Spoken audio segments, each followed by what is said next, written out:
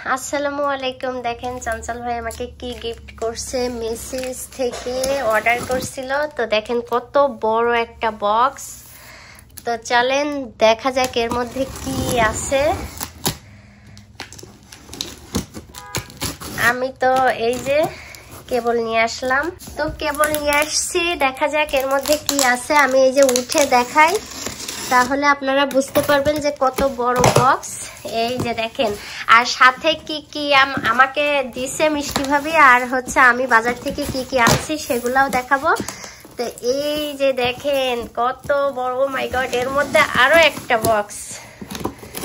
তো ছিঁড়ে গেল। খোলো তো মা, খোলো। আচ্ছা আমি এটা খুলে তারপরে আপনাদেরকে দেখাচ্ছি। আচ্ছা, তো এর মধ্যে এই যে ওই বড় বক্সের মধ্যে আরো একটা বক্স ছিল। তো চলেন দেখা যাক এর মধ্যে কি। ও মাই গড, এর মধ্যে কত বড় একটা হাড়ি। এই যে মেরুন কালার। আমাকে ভাই বলছিল যে কি কালার নিবি। এই যে দেখেন, ও মাই গড, কি বড়, কি সুন্দর হাড়িটা। এই যে এইটা হচ্ছে একটা মানে নন স্টিকের, খুবই দামি এই পাতিলটা।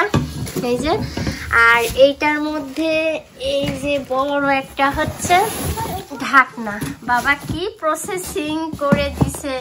আচ্ছা আমি খুলে তারপরে দেখো। এই যে দেখেন কি যে সুন্দর, একেবারে লাল কালার। তো এইটা হচ্ছে আবার এই যে এইটা ধরার জন্য, যখন গরম মানে আমি ধরে হচ্ছে রান্না করব তখন কিন্তু এইটা ইউজ করা যাবে। এই যে গরম, যাতে গরম না লাগে।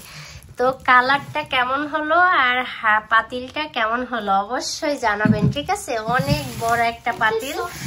আর আমি কি কি কিনেছি দেখেন। আমি এই বক্সটাও বাজার থেকে কেবল নিয়ে আসছি। এটার মধ্যে কিছুই নাই। এটার মধ্যে আমার বড় একটা শিপমেন্ট যাবে আজকে, অনেক বড়, প্রায় 30-32 সেট হচ্ছে 3 পিস শাড়ি যাবে। তো এটা আমি নিয়ে আসছি বাজার থেকে। দেখি শর্মা। আর এখানে হচ্ছে আমি কিছু বাজার করে নিয়ে আসছি। এই যে ডিমওয়ালা চিংড়ি, আর এখানে ঝিঙে আছে, আর এখানে আছে কাঁচা মরিচ, এখানে আছে আলু, আর এই হচ্ছে করলা, ব্রকলি। আর মিষ্টি ভাবি আমাকে আরো একটা জিনিস দিয়েছে, সেটা আমি আপনাদেরকে দেখাই। এই যে দেখেন কত বেশি গরুর মাংস।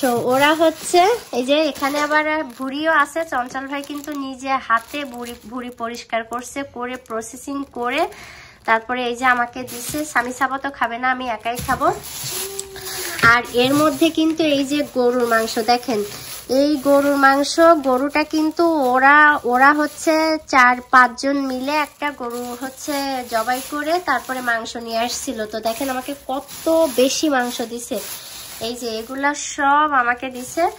তো এই হচ্ছে আজকে আমাদের কেমন হলো অবশ্যই জানাবেন। আল্লাহ হাফেজ সবাইকে।